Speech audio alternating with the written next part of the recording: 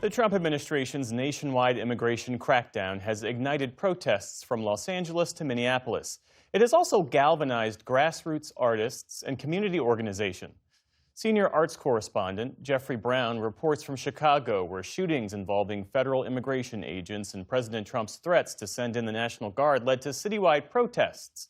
Artists have been at the center of the movement, using their skills and resources as part of organized dissent. This report is part of our Art in Action series, exploring the intersection of art and democracy and our Canvas arts coverage. At first glance, a normal craft night at a neighborhood art center. But as volunteers fold printed pamphlets called zines, they're really participating in a grassroots political protest. With everything that's been going on since the summer with immigration and ICE presence, we started a whistle community alert campaign. And so people come in on Mondays and Tuesdays to help pack whistles and zines. Teresa Magana is an artist and co-founder of the Pilsen Arts and Community House in Chicago.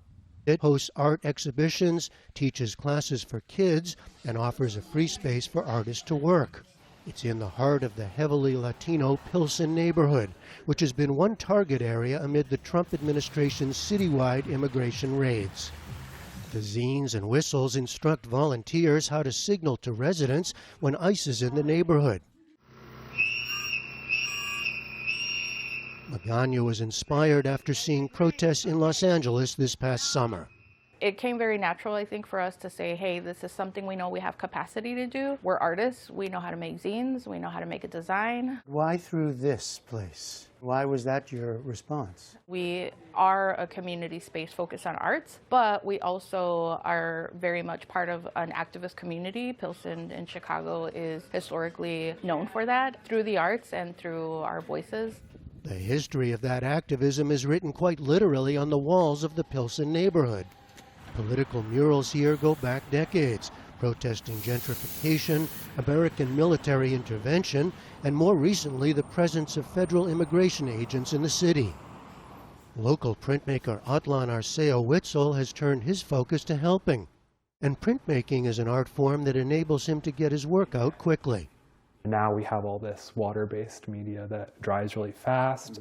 It's something you can kind of push out to your networks of support, whether that be for a demonstration in the streets or for, pasting up outside or, stapling to a telephone pole. From a graphic image perspective, what do you need to make it work? Having a balance between the words and the image is key, because sometimes the image is the thing that holds you after you're able to read the text.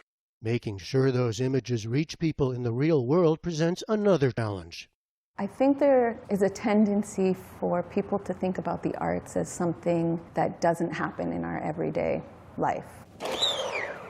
Art professor Melita Morales is part of a collective that supports immigrant families impacted by federal raids.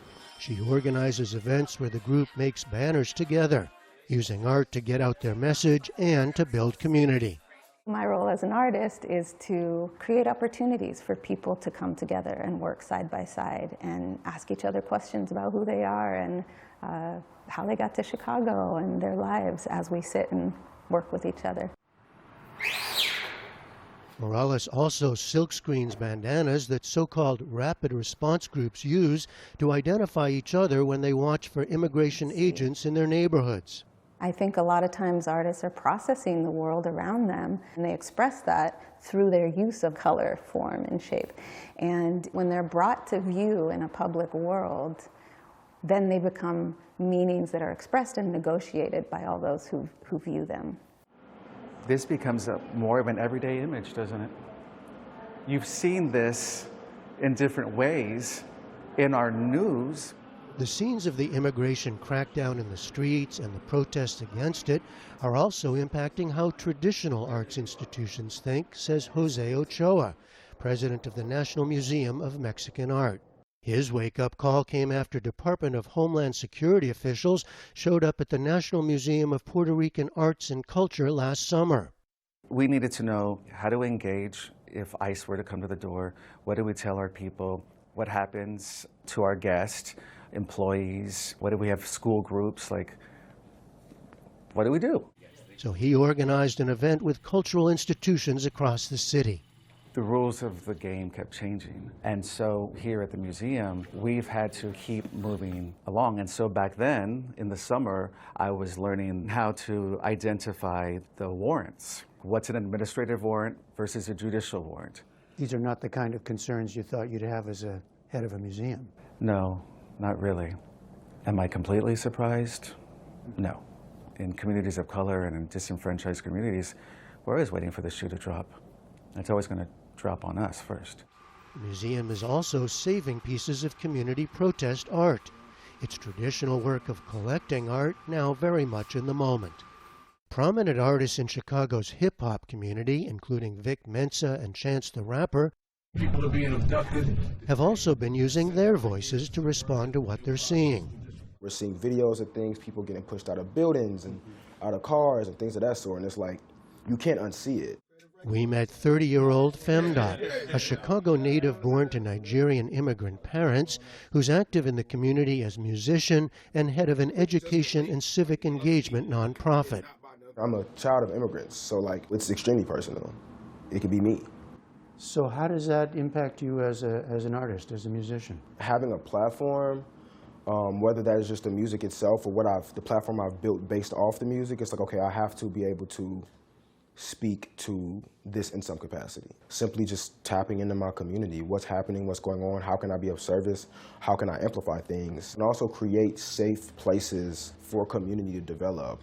Because also, like, people also experiencing joy and also having community is equally as radical. Back at the Pilsen Arts and Community House, Teresa Magana says she sees her work as part of a wider movement. Everybody that has stepped in here, they've taken it back home to their family, their friends, to local businesses. It's just a way to spread the pollen, you know? In the form of whistles and zines, with orders for more coming in nationwide. For the PBS News Hour, I'm Jeffrey Brown in Chicago.